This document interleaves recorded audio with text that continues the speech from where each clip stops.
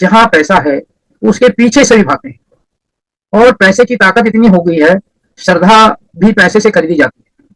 लोग दर्शन करने जा रहे हैं, पैसे से वीआईपी दर्शन प्राप्त करते हैं और पैसा देकर उनको दर्शन हो जाते हैं। तो जब दर्शन भी पैसे से खरीदे जाते हैं, तो पैसा श्रद्धा से अगर आगे निकल चुका है तो उसका असर तो सबको पता है कि कितना चुनाव में कैसे हुआ, क्या हो रहा है, चुनाव में क्या क्या नहीं हो रहा है, वो किसी से छुपा नहीं है। और परंतु जनता ने किस हिसाब से वोट दिया वो जनता ही जान सकती है। तो फिर करेंगे, हम चर्चा करेंगे उत्तराखंड की एक सीट, क्योंकि अब श्रद्धा की बात आ गई, समर्पण की बात आ गई, आस्था की बात आ गई। तो एक आस्था स्थल था है केदारनाथ की सीट पर उपचुनाव हुआ उत्तराखंड में। और इससे ठीक पहले केदारनाथ मंदिर की सोने को की चोरी को लेकर या फिर सोने का तांबा करने को लेकर काफी बवाल उठा। और ये भी हुआ कि वहां पर शराब बांटी गई, उसके वीडियोज भी आए।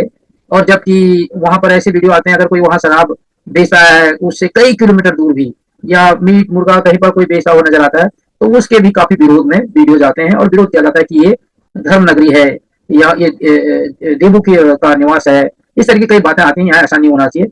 जबकि चुनाव में वहां छोटी और बड़ी गाड़ी दोनों शराबों की लदालद देखी गई और वो जो पवित्र भूमि में पूरा जो राक्षसी माया है वो भी नजर आई थी। अब वो किसका था, क्या था, आरोप प्रत्यारोप तो लगते हैं, चाहे वो जिसका भी था, परंतु पवित्रता को चुनौती वहां पर दी गई।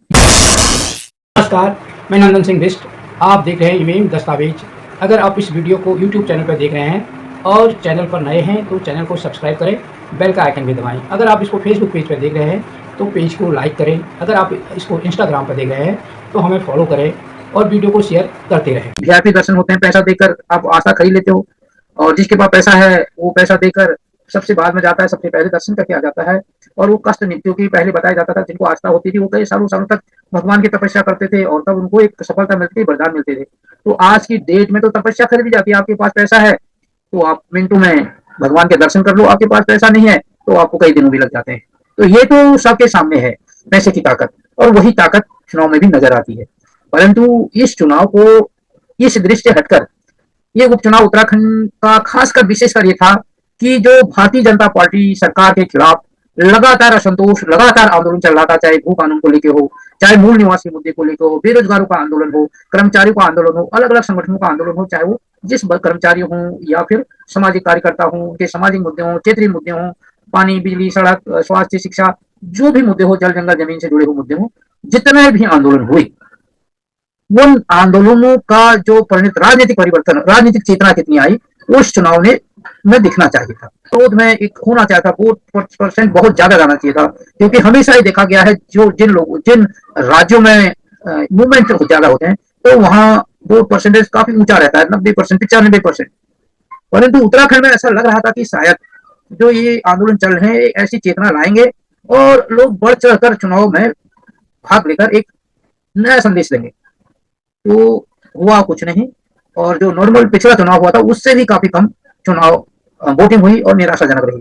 तो पहला झटका तो ये है कि हम आंदोलन चाहे कितना भी कर लें, हम कितने भी बड़े नेता या आंदोलनकारी बनने की कोशिश करें, हम जनता के अंदर जो प्रजातंत्र के प्रति जागरूकता होनी चाहिए, जो होनी चाहिए कि हम जो अपने साथ गलत हो रहा है उसका जवाब कैसे दें, वो उसका एक अटूट हथियार था, एक उसका भी इस्तेमाल नहीं कर पाए। करीब आधे मतदाता ने नहीं किया उत्तराखंड।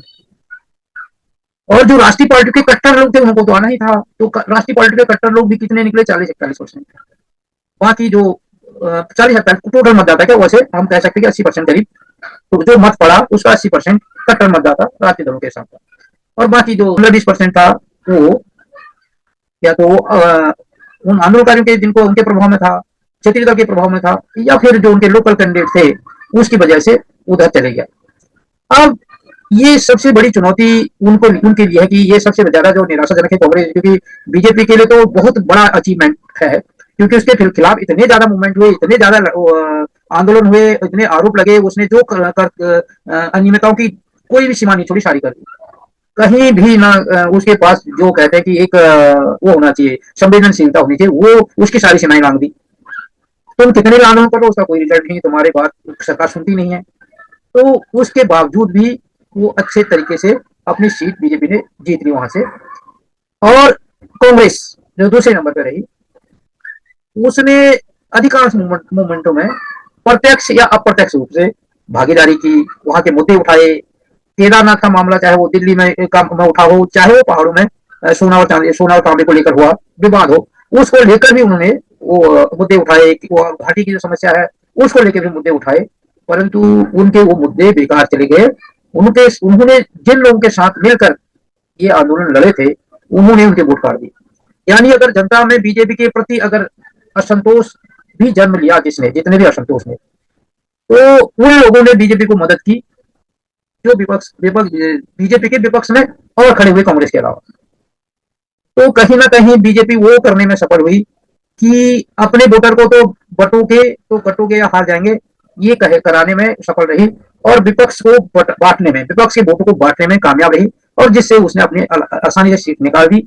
जितना भी हो सकता है विपक्षी वोटों में बिखराव लाया जाए, वो पूरी ताकत झोंक रही है, डमी कैंडिडेट उठाती है जो निर्दलीय वोट काट सकता है, क्योंकि असंतोष था जिन लोगों में, उनका वोट उसने कांग्रेस से चिपकाकर अलग निर्दलीय कैंडिडेट के पक्ष में कर दिया।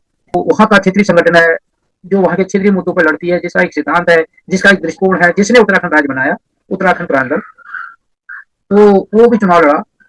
अब उसको और उत्तर खासकर कांग्रेस को ये देखना चाहिए कि हम लगातार सड़कों में आंदोलन लड़ रहे हैं, हम लगातार जनता के मुद्दों के लिए लड़ रहे हैं, और सरकार में बैठे लोग लगातार जन विरोधी नीतियां ला रही हैं। जनता को महंगाई से हो, बेरोजगारी से हो, या वहां की जल जंगल जमीन के मुद्दे हों, जंगली जानवर हों, या अलग अलग जो चीजें हैं, घोटाले हों, उसको लेकर लगातार जनता परेशान है। फिर भी जनता जो लड़ रहा है उसे वोट नहीं दे रही है, जो गलत कर रहा है उसको वोट दे रही है, क्योंकि कोई भी लड़ाई आपको छुप के नहीं लड़नी चाहिए।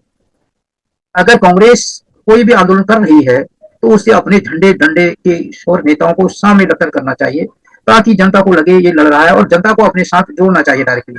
वही उत्तराखंड क्रांति दल को जो भी लड़ाई वो लड़ती है वो पूरे अपने झंडे डंडे के साथ लड़े, और पूरी प्लानिंग से अपने साथ लोगों को जोड़े, तब आंदोलन लड़े, ताकि लोगों को लड़े कुछ कर रहे हैं। और बात रही, क्योंकि जो उत्तराखंड का जो आधा से ज्यादा मतदाता वोट डालने ही नहीं आया, तो वो एक बहुत बड़ा फैक्टर है।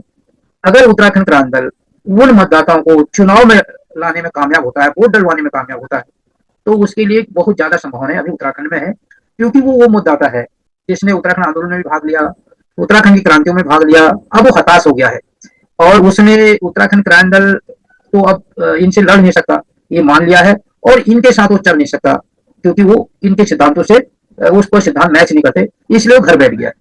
अब उत्तराखंड क्रांति दल को उनको दिखाने की जरूरत है कि हम में अभी भी ताकत है, हम उसी ताकत से लड़ सकते हैं जैसे पहले लड़ते थे, और उनका विश्वास जगाना पड़ेगा, और अपने उन पुराने कार्यकर्ताओं को जो घर बैठ गए, ना बीजेपी को वोट देते हैं ना कांग्रेस को वोट देते हैं, और वोट डाल ही नहीं आते हैं, क्योंकि ईकेडी क्या कर रही है उसका पता भी उसको नहीं चलता। इसलिए वो जो 50% के करीब मतदाता है, उसमें से कितने मतदाताओं को ईकेडी अपनी तरफ खींच पाती है, उस पर ईकेडी का भविष्य अब तय करेगा। और इस सब में जो परिणाम आया केदारनाथ का हो या उपचुनाव में, आप सबकी क्या राय रही है, और कौन से मुद्दे, क्या मुद्दे हावी रहे, क्या जनता ने अपने मुद्दों पर इनमें वोट किया, आप अपनी टिप्पणी में जरूर लिखना। अगर आपको हमारी वीडियो पसंद आई हो तो इसे लाइक करें और ज्यादा से ज्यादा शेयर करें, ताकि बाकी लोगों तक भी ये जानकारी पहुंच सके। हमारे चैनल को सब्सक्राइब करना बिल्कुल ना भूलें, और हमारी वीडियोस को सबसे पहले देखने के लिए बेल आइकन को भी जरूर प्रेस करें।